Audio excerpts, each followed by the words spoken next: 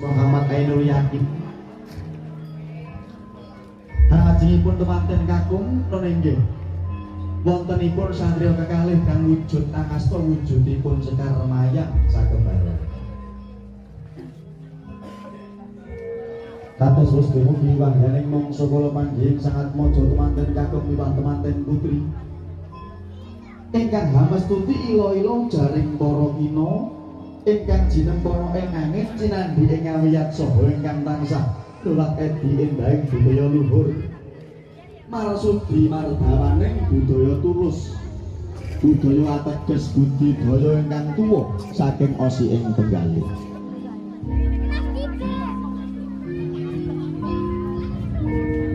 Mila tanggaping sasmita sang juru sumbaga ewon dene kandhek anggenipun jumangkah temanten kakung.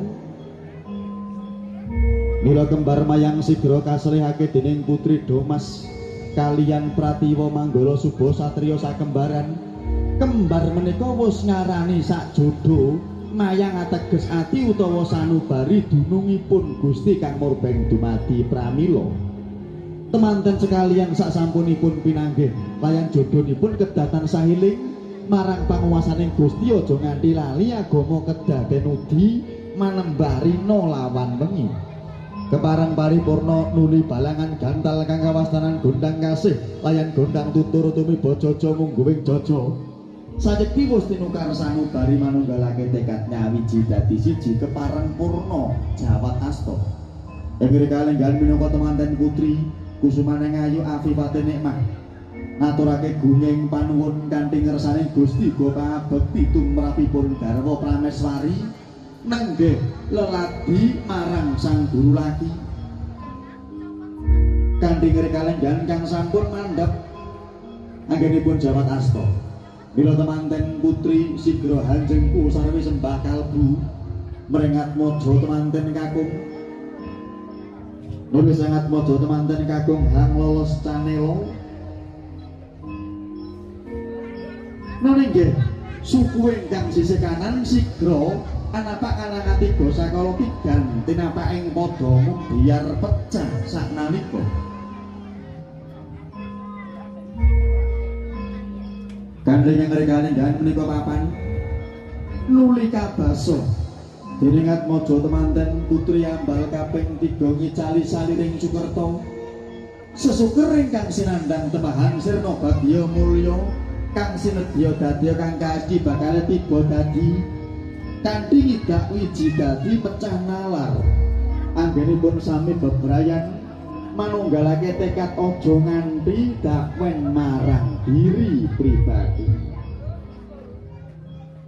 Dewa dene wis kepareng paripurna nuli tantingan junjung derajat paripurna darajating wanita lawan priya jroning kulawarga menika sayekti padha-padha sami anggadhahi tanggung jawab ingkang bakal ngreksa marang kakeluarganira tumuju kautaman, kautuhan, kasusilan saha kawibawan lan kanugrahan.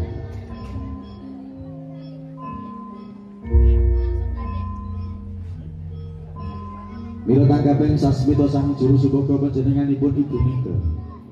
Mila temanten putri sampun jajar sumanding pring temanten kakung pertanda badhe nderekake sinekepan sindur ingkang awarna slendang slendara setong menyang rekta ateges putih kelawan abang minangka dedalan temanten kakung putri linake ruga saka warna putih kelawan abang kang wis manunggal dadi tunggal.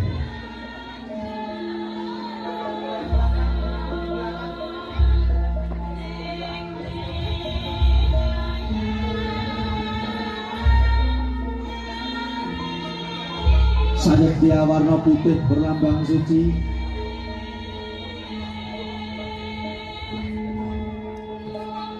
sayekti warna putih berlambang suci, sucine tresna ingkang tinampa dening atmaja temanten kakung Sumawana putri, dede tresna ingkang saking bondo lawan donya.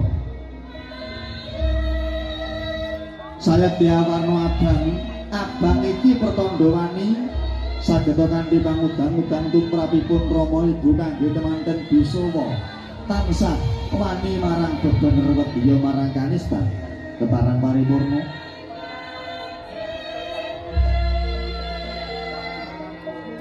kula tanggapan sasmita sang juru suwaka wawa selendang selindur kapratiti saking lenggah ingkang rama wonten sasana papan palenggah dene kadherekake tumapaking upacara bobot timbang sampun katraju katimbang bobot katresnane atmaja temanten kakung